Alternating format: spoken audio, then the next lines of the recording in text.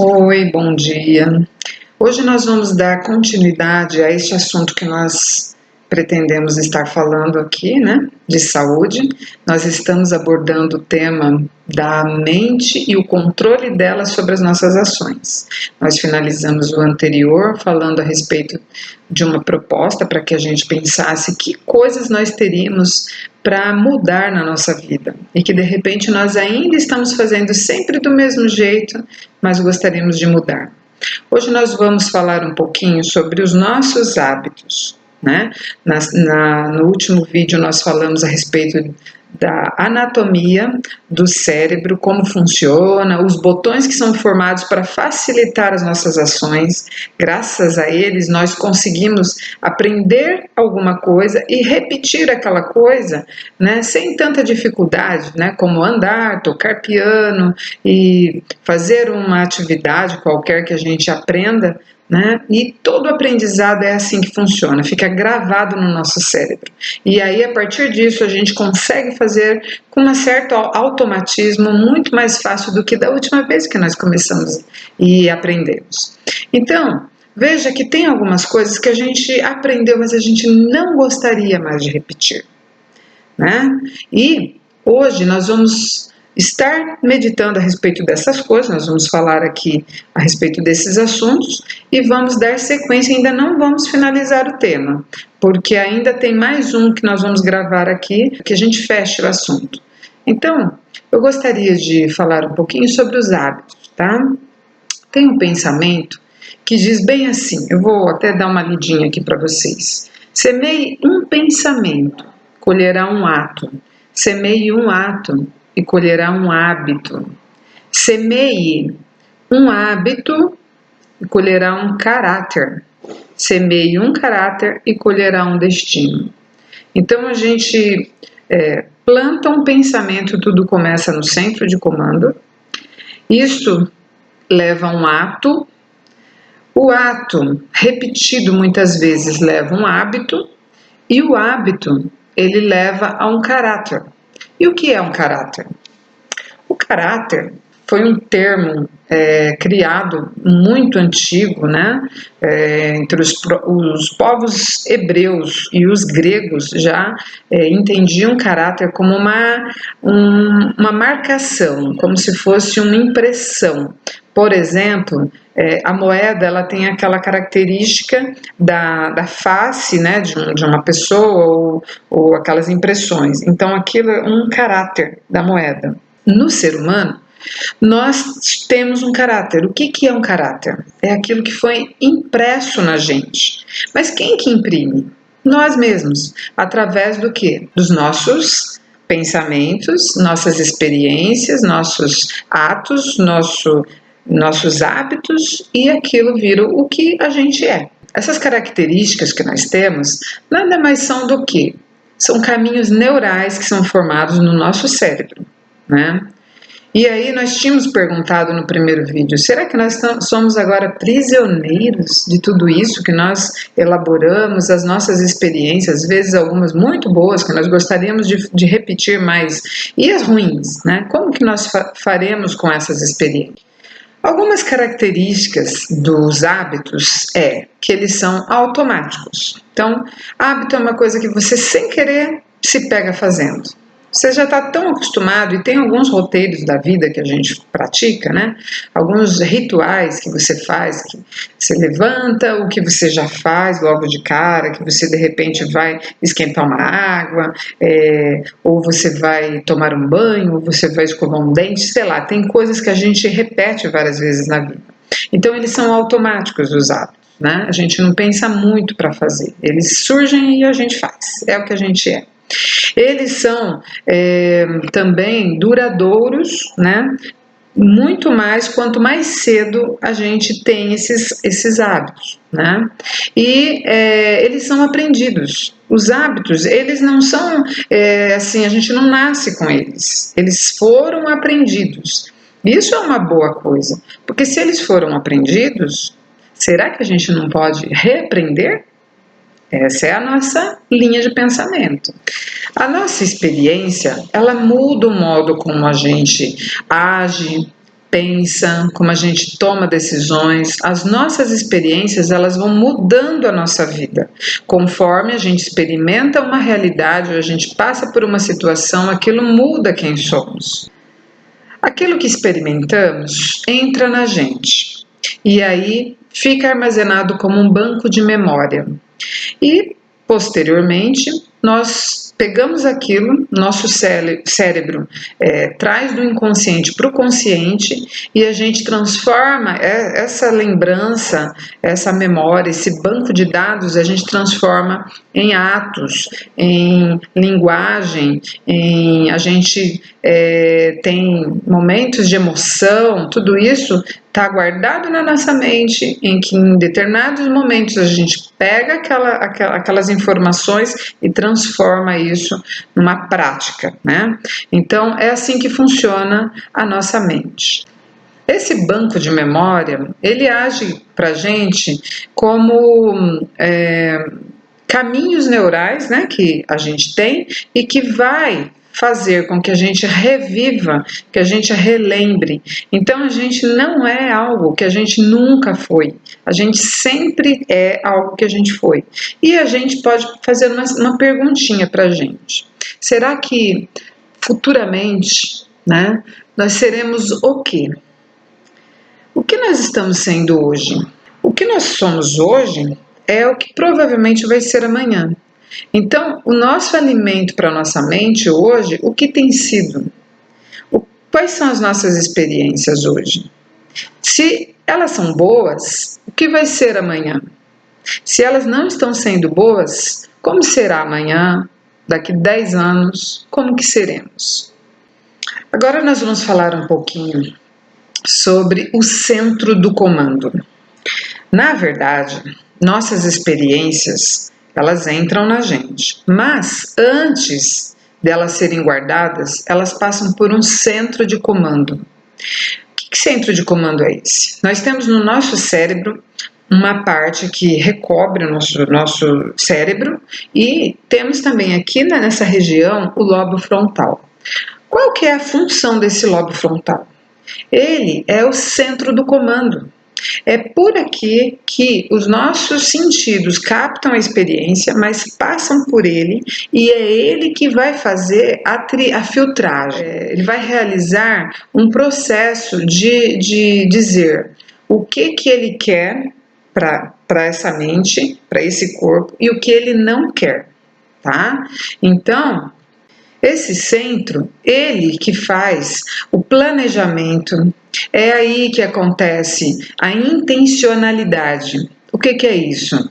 Você analisar entre as opções e dizer: eu quero esta não quero. Isto é bom, isto é ruim. Né? É aí que há o planejamento da vida, é aí que está o centro da vontade. Né? O ser, a gente chama de vontade volitiva, que é você faz, você quer algo e você faz, né? A partir desse centro de comando, que é o lobo frontal.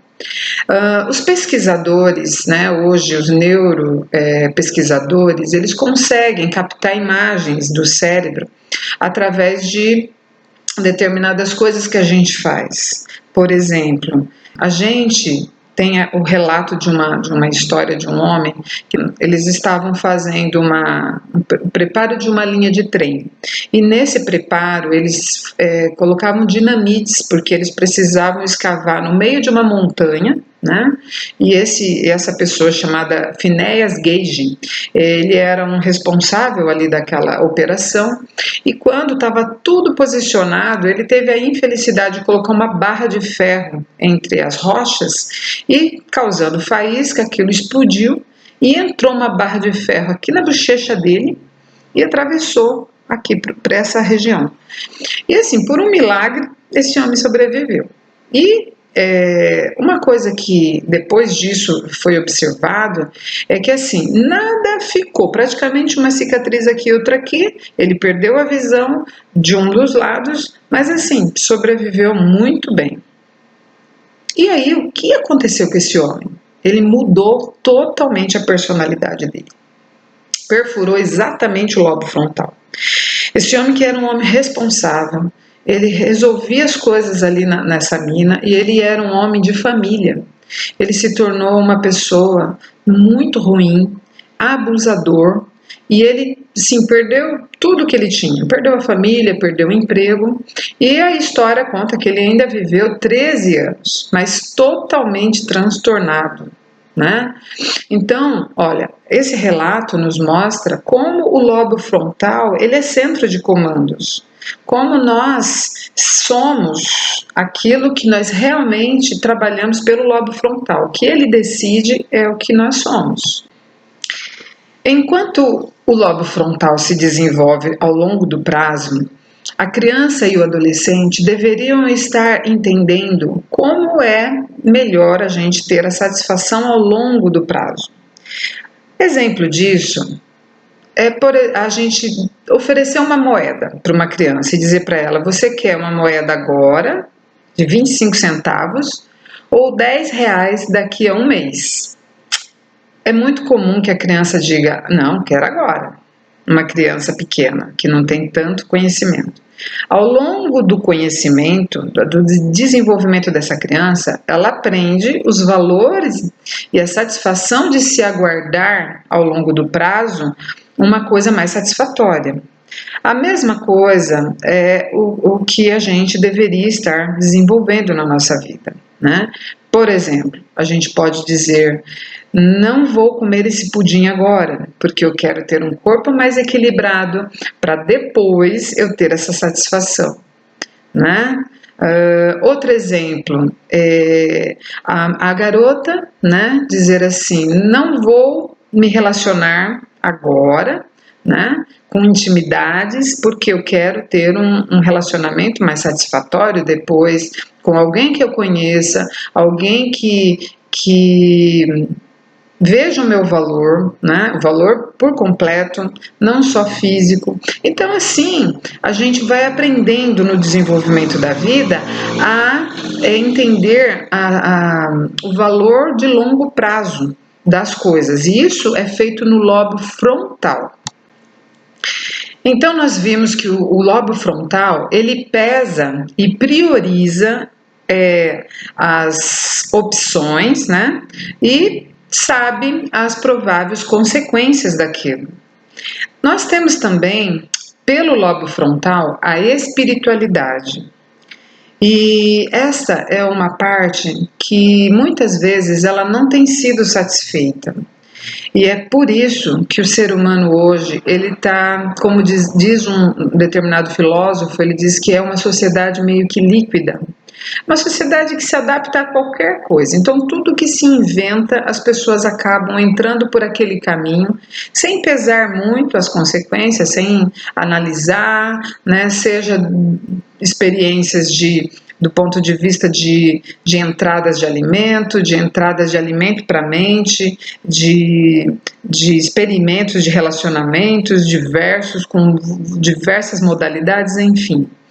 Mas a espiritualidade, ela é tão importante que hoje os neurocientistas têm feito experimentos e eles notaram através de imagens que uma pessoa que se comunica com o céu através da oração, vários pontos luminosos são acendidos ali naquelas imagens, né, mostrando que a pessoa ela é modificada e satisfeita dessa necessidade que ela tem de comunicação espiritual. E uma outra coisa é que só através da espiritualidade a pessoa encontra verdadeiro significado para a vida. Quem eu sou, de onde eu vim e qual que é o propósito da sua vida e da minha vida. Então, é através da espiritualidade que as pessoas conseguem compreender esse significado.